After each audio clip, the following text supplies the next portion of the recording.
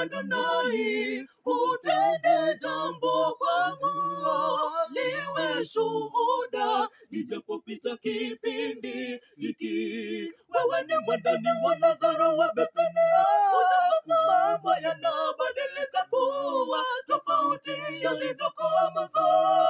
Martha na Mariamu wakashangaa, huyu mtu wa namna gani abadilishaye mfukuwai? Kumbe kuna wakati machozi ya Yesu yanatonda kwa ajili yetu, akitazama machungu tunayopitia, moyo wake unaguswa na hisia.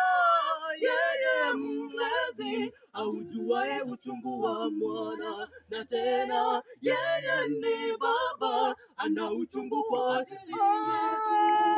Wewe ni mwandani wa Lazaro wa Bethania, mambo yanabadilika kuwa tofauti yalivyokuwa mwanzo.